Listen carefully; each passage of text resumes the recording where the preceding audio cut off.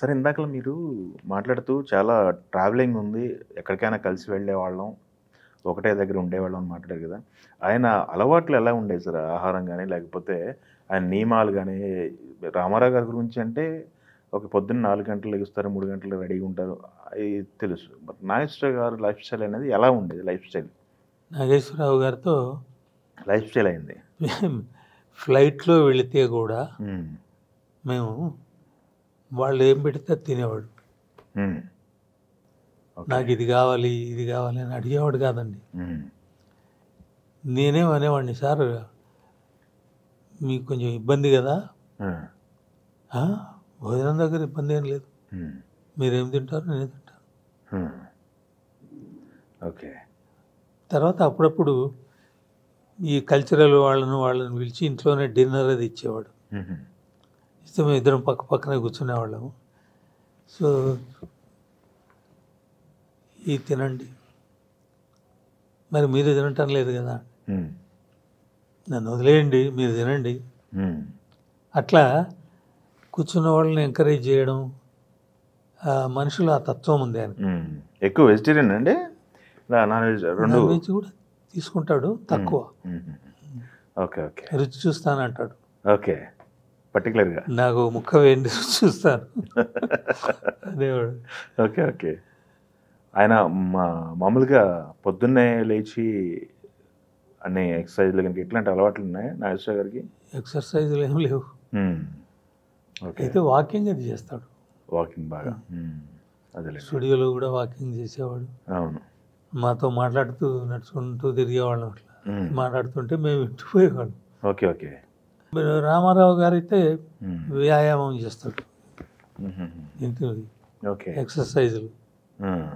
ఆ చాప వేసి పడుకొని ఇవి చేసి ఇది కూడా ఆయన పని ఉండి పిలిస్తే అక్కడ ఉండేవాడు.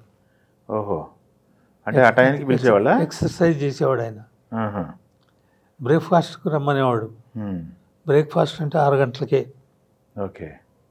ఈ 6 గంటలకు లేచి అలవాటు కూడా ఉండేది కదా మాకు.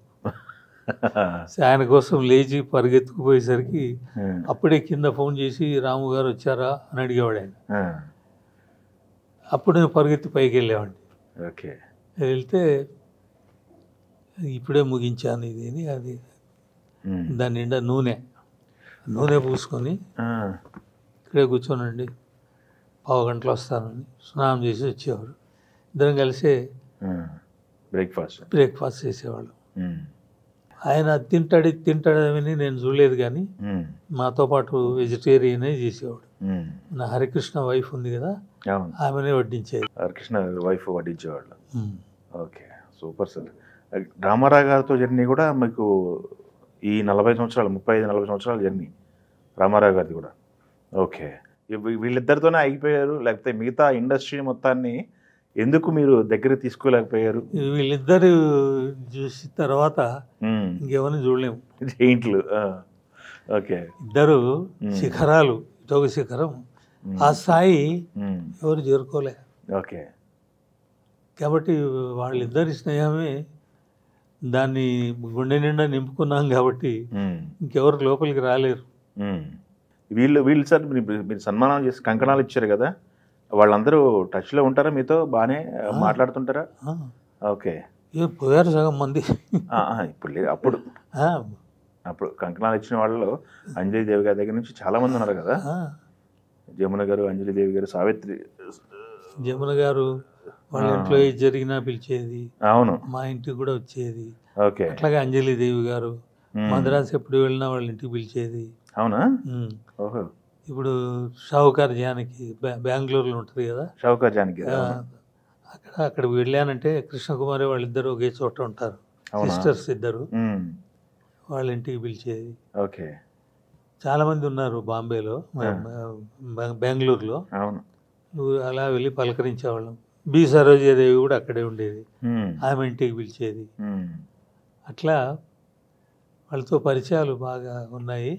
దీంట్లో మీరు చేసిన వాళ్ళలో చాలామంది, బాలు గారు చాలామంది ఈ సెలెక్ట్ చేసిన కమిటీలో మీరు ముఖ్య పాత్ర కదా. కమిటీలో నేను, నాగేశ్వరరావు గారు, ఇంకెవరు లేదు.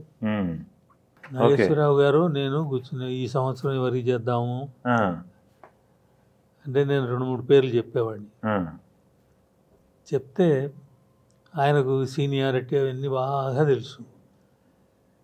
ఈ సంవత్సరం వీళ్ళకి చేద్దాం ఉమ్. ఓకే.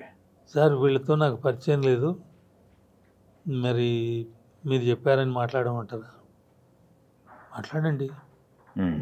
నేను మాట్లాడమంటే నేను మాట్లాడతాను అనేవారు ఆయన. ఓకే. ఆయనే మాట్లాడాలి, ఆయనే చెప్పాలని కాదు. ఉమ్. అట్లా అంతమందికి చేశాము చూడండి.